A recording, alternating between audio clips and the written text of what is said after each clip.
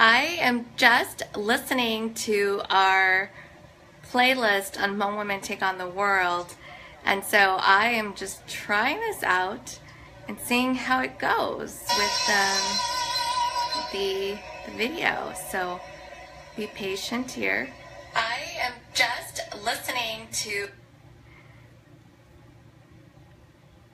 So thank you for joining me today. I wanted to provide you guys with an update. It's been about a week since the last time that I had a chance to talk to you, and I've had this amazing journey of just talking to Hmong sisters wherever they are. Just last night I was talking to Itu Vingao. She is from Vietnam, and she actually just moved to here in the US, and we were just talking about how we can connect with more sisters in Vietnam. And so she was very excited to come on board and help us make that happen. And so that's just one of the many conversations that I've been having with many of my different sisters worldwide. And so let me just get a second here. I am just trying to figure out how to use this new service that I have set up here. So it's actually, you gotta love technology, because I feel like with technology, it's always a give and take. You never really know what's gonna happen, what's gonna work. But I see Sue is here watching. Thank you, Sue, for joining us as well. We're just hanging out here for just a couple of minutes and seeing who else might join us. Anyone else on? If you're on, just go ahead and make a comment or a like so that I know that you're here. I love talking to my sisters and my brothers about the updates that we've had for Hmong Women Take on the World. I'm enjoying my, let's see here, my tea. I'm a big tea drinker. It's be yourself, because an original is worth more than a copy. And so I love these little mantra cups. They're always so fun to have. So one of the things that I wanted to talk to you guys about is just an update on where we're at with Hmong Women Take on the World. It's been an amazing journey, and I think today I wanted to share with you the progress that we've made with talking to different women about the role of a tribal leader. So as you know, Hmong Women Take on the World is happening this May. It's going to be a virtual summit where we are going to have Hmong sisters from all over the world come together for an all-day global celebration. And it's just very simple. It's just all about Hmong sisters coming together worldwide to celebrate who we are, to connect, to inspire, to really just listen to what's going on with the different Hmong sisters, from all over the world. And so I see a couple of highs there. I got Nisha, who is joining us. I got, let's see here, I have Annie and Susan joining us. Thank you. I have Sue joining us. Is it Tazandi? Tazandi? How do you say that? Thank you for joining us. And so, you know, we're going to be doing the summit this May, and we are looking for Hmong sisters to submit their stories from anywhere from what is it like to be a leader and an influencer, to what is it like to run your own business, to talk about maybe taboo issues, right? For Big Sisters overseas, it's just about us inviting them. We want them to share with us what life is like. So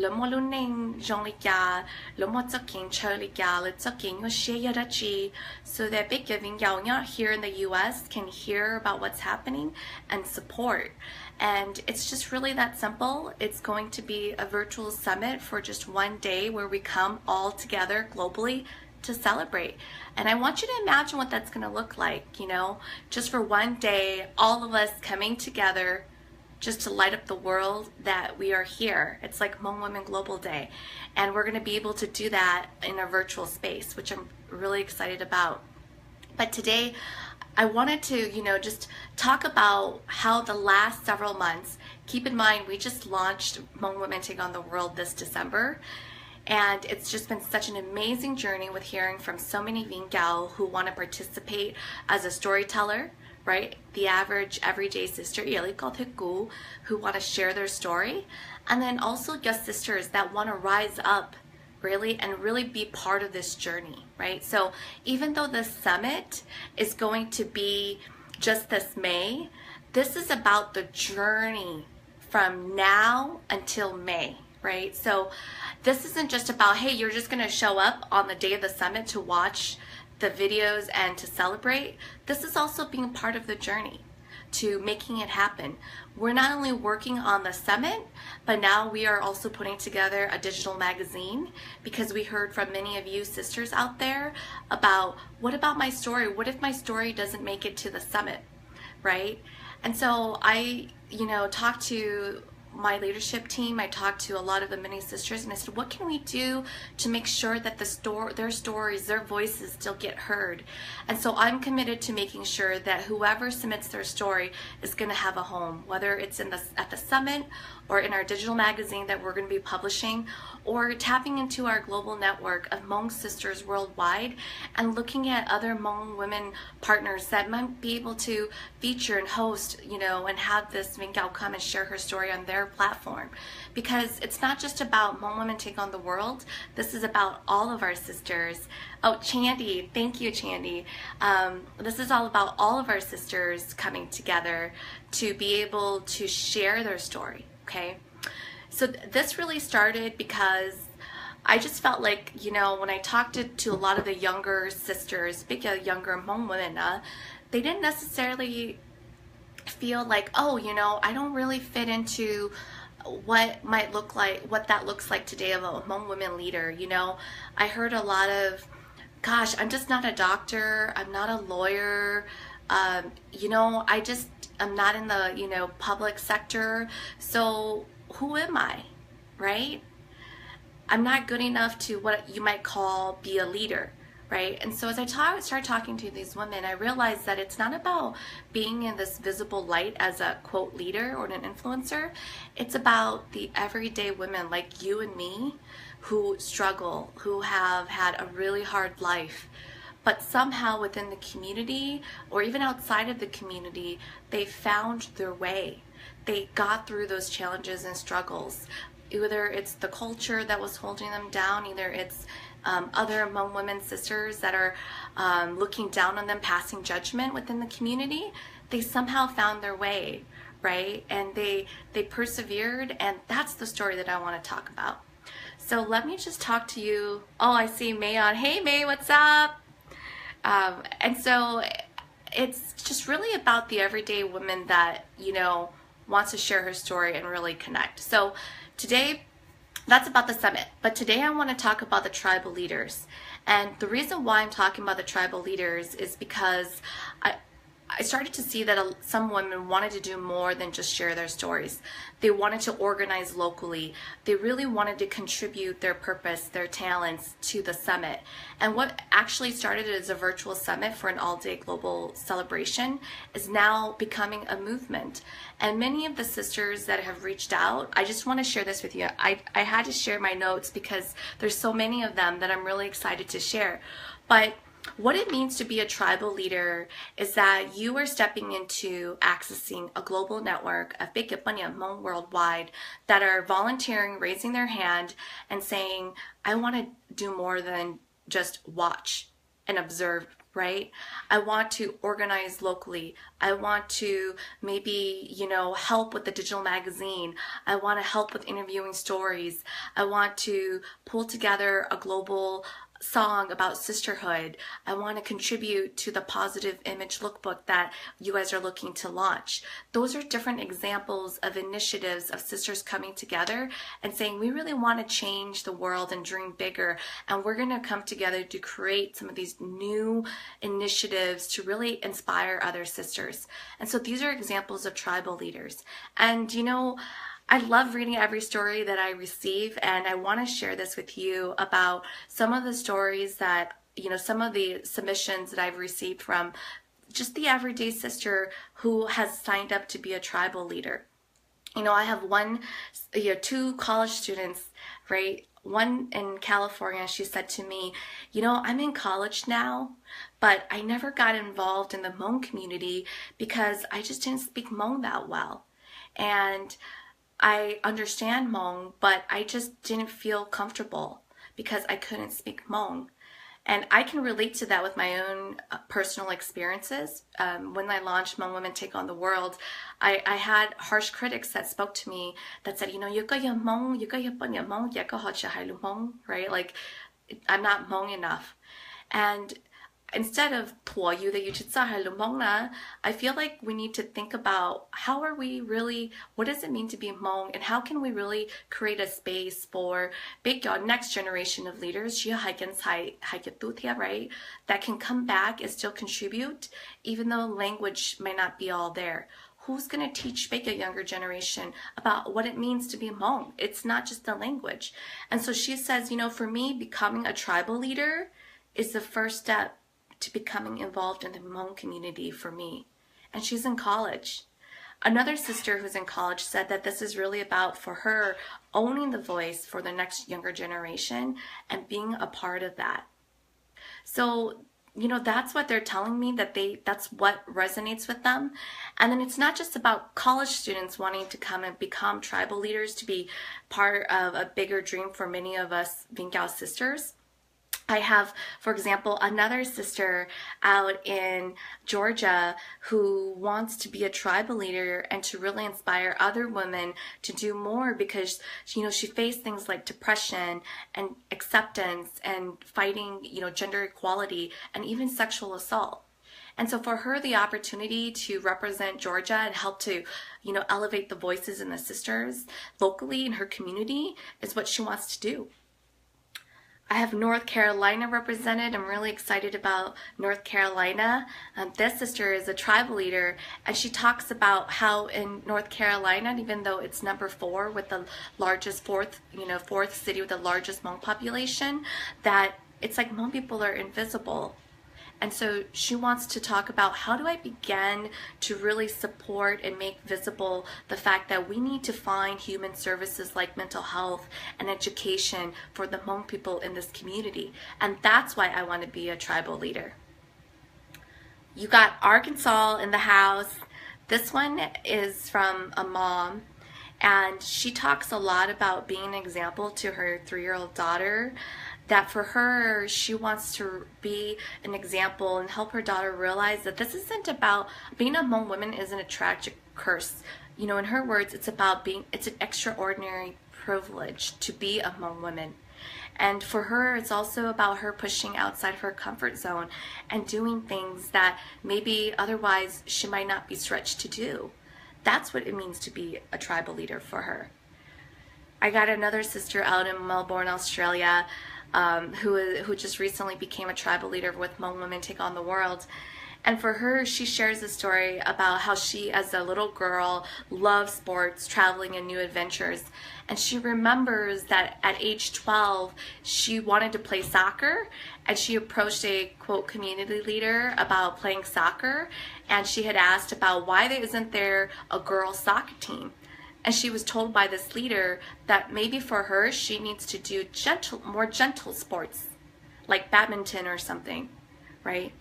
And then now, about 4 years ago, she decided to start a Hmong women and soccer team in Melbourne. And now they have over, I think 100 different Hmong women and girls playing in interstate teams, anywhere from 13 to 35. And that was just 4 years ago. So I'm sharing these stories with you because these are women that, as you can hear, come from so many different backgrounds, and they are coming together because they believe that we can dream bigger and that we can really be the community of a safe space that supports right? And so these are women that have joined. We are actually having our first kickoff with this group this Saturday on the 3rd. And so I'm sharing this because we are still taking applications to be a tribal leader, but only until February 13th. And then that's it. Because then once we have this entire women leadership group on board, we're going to shift our focus to continue to move forward with continuing to find more women to share their stories with us. And that is, you know, at the heart of the virtual summit. And many are working very hard towards that. And so I'm really excited to have this global tribal leadership team coming on board and getting their hands dirty, just ready to rock and roll with it. And it's just amazing to have that sort of support. And so, you know, that's an update where we're at with the progress. You know, one of the other Hmong women stories that I get so lost in these stories, right, is I have a mom who is very eager to come and share her story at the summit about being itupanya Hmong and being a mom to a gay son. She spoke about how more Hmong parents need to support children that, you know, are different, if you will, like that. For her, it's not that they're different, it's her son. And she wants to talk about it openly because she believes that regardless of, you know, your gender preference, that it's still my baby. And so she wants to talk about what it means to be a Hmong parent supporting her gay son. That's just one example of many stories that we are looking forward to sharing with you at the virtual summit. And, you know, I'm sharing the tribal leaders with you because, as you can see, it's not just about that one-day celebration in May.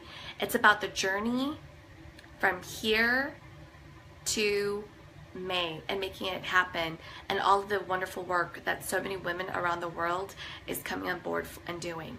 Right? So right now I have tribal leaders in Laos.